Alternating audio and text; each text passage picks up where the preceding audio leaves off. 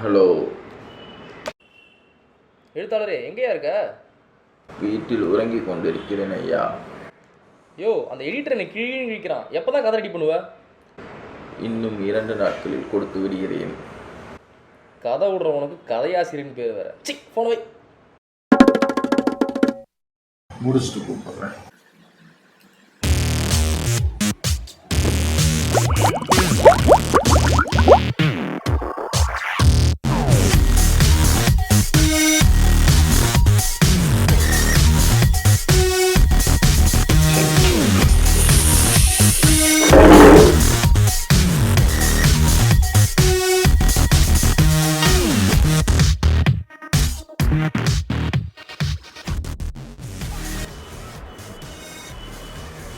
அடா அடா அடா அடா, இவ்வளோ சூப்பராக கதை வந்தால் பாகுபலி கதையை மிஞ்சிரும் போலையே.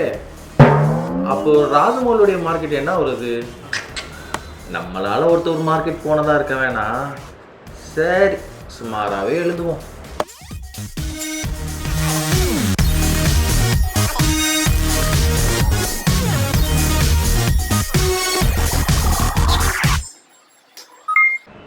அன்றாட வாழ்க்கையில் அல்லாடி திரியும் வெகுளியான இளைஞன் அவன். இயந்திர வாழ்க்கையில் சிக்கிக்கொண்ட கூட்டத்தில் அவனும் ஒருவன். இயற்கையை ரசிக்கத் தெரிந்த இயல்பான கலைஞன் அவன். வேலையை முடித்துவிட்டு வீடு திரும்பினான். அப்போது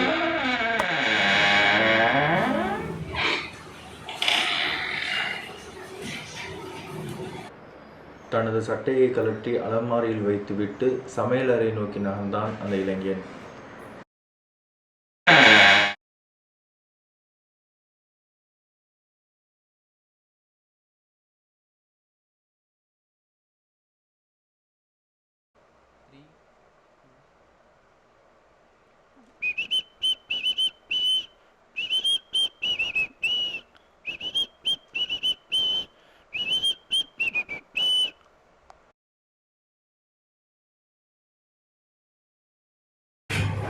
என்னடா இப்போதான் வரியா? ஆமாப்பா. எங்கடா போன? இப்போதான் வர? அது ஒன்றும் இல்லையா, நைட் ஷிஃப்ட்டு போட்டாங்க. அது முடிச்சு நானே இப்போ தான் வரேன். பசி வேற, இரு வரேன்.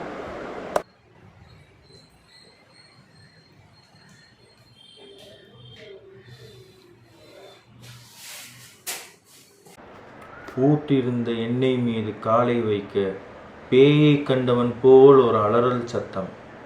ஆம், அவன் வலிக்கு விழுந்த சத்தம்தான். அம்மா, என்னடாச்சு? வலிக்குட்டி கீழே உண்டா, முடியலடா. எப்பா, என்ன இது? ஒரே குழப்பமா இருக்கு. உண்மையாவே நம்ம எழுதுறதெல்லாம் நடக்குதா இல்லை யதார்த்தமா நடக்குதா? ஒண்ணுமே புரியலையே. குழப்பமா இருக்கு.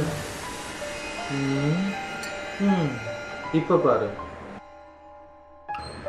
அந்த இளைஞன் சுழல் பந்து வீசுவதைப் போல செய்கை புரிந்தான்.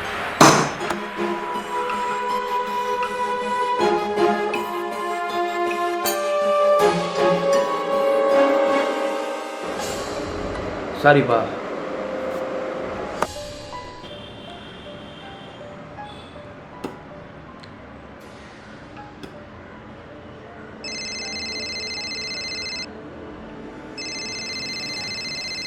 இவ வேற. ஹே பேபி, என்ன பண்ற? ஏய், ஆர்காண்டி இப்போ என்னை கூப்பிட்ட? வீட்டில் இருக்கும்போது கூப்பிட்டாரு. எத்தனை வருஷம் சொல்லியிருக்கேன். சொன்ன புரியாது. அப்புறம் கூப்பிட்றேன்டி.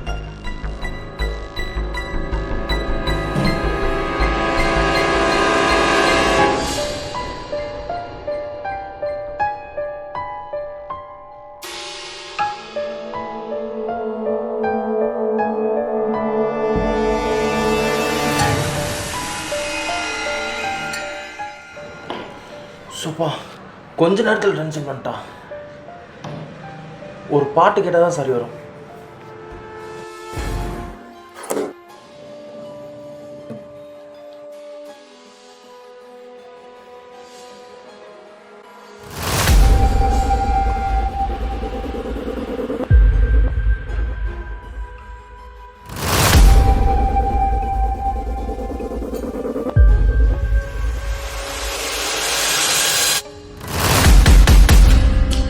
Thank you.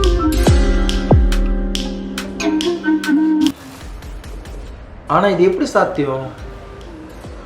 பயப்படாதடா, இதெல்லாம் யதார்த்தமாக நடக்கிறதா இருக்கும். ஆனால் கன்ஃபர்மேஷனுக்கு ஒரு தடவை எழுதி பார்த்தா தான் என்ன, ஏதோ ஆயிடுச்சுன்னா அதெல்லாம் ஒன்றும் ஆகாது, எழுதி தான் பார்ப்போமே.